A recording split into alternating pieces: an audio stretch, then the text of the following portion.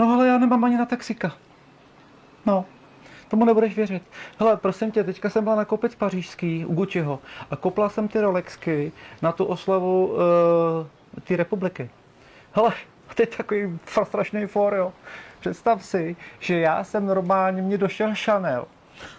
Tak jsem normálně tady přišel do krámu a jim došel taky, takže jsem si koupila jenom 10 kartonů. Evičko, chceš to ty? Prosím tě, já budu končit tady nějaký bezdák, prosím tě, já ti pak zavolám, jo. Co, hele, prosím tě, řekni tomu komorníkovi, že ten řidič má okamžitou výpověď, protože jestliže nedokáže sem se dostavit prostě normálně během 5 minut a obět celou kolonu, na co máte houkačky potom, Petře? Na co máte houkačky? Řekni mu, ať si prostě, na ten skončil. Ty vypadáš báječně, Evičko. Ale já ti pak zavolám, jo, prosím tě. Ty vypadáš báječně. Já ti pak zavolám, ahoj. Ty jsi... Prosím vás pěkně, Panenka. prosím vás pěkně, já nejsem pro vás žádná Evička. Já jsem pro vás a pro všechny ostatní první dáma, je to jasný? Evičko, To jsem rád. a já jsem plukovník Škarda. No, to víš, co?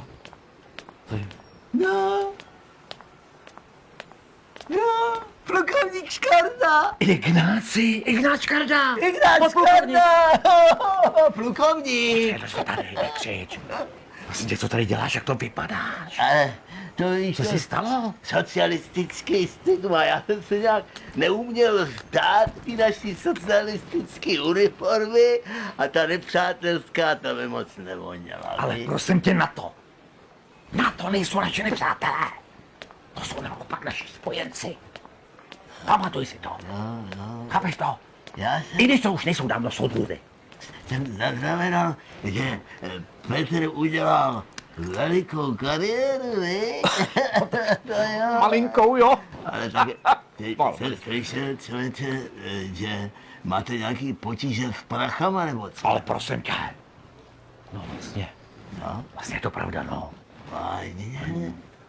Představ si, No. že ta lůza chce, aby jsem reprezentovala naši vlastní republiku. To podrž, promiň, trošku smrdíš. Naši vlastní republiku z vlastních náhrad.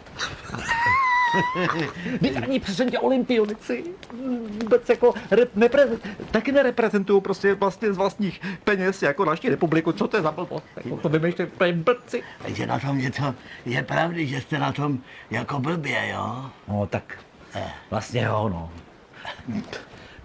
Přece nebudu platit svoje náklady z vlastních výsluh. No, A Petr ten na tom taky není úplně jako zrovna nejlíp, jo. No si všichni myslí, co má peněz. Jo. Prezident republiky, ale prdlačky.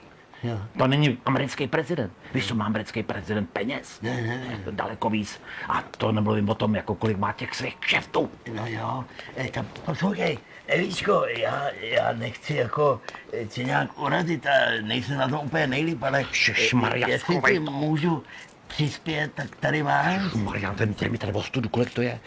50, 100, 112. Já nevím. Víc no. nemáš? Ne, nemám. Hele, tak děkuju moc, jsi strašně hodnej, ale mi to trošku blbý, no. Ale ne, to ty nemusí blbý. Hele, nikdy nevíš, jak s tou pávu zatočí. S tebou trošku zatočil, viď? No tak to, víš, jak jsem ti říkal, uniformu jsem slíknout nechtěl a furt jsem říkal čest práce, soudruhu a tak dále, no. Co to je? Je, hele, Nějaký auto? tak už pro mě přijeli. To je Jsi tvé podvodnej. auto. Ne, to je státní auto. Hele, tak já budu muset běžet. Hele, nechceš někam hodit?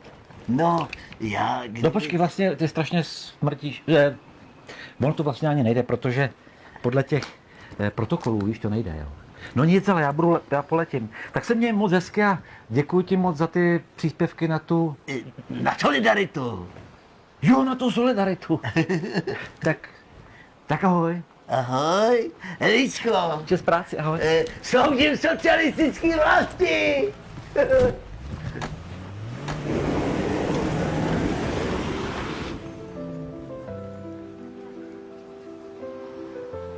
Ona je skvělá ženská. Lidi, neostejchejte se na ní přispět. Oni jsou na tom opravdu špatně.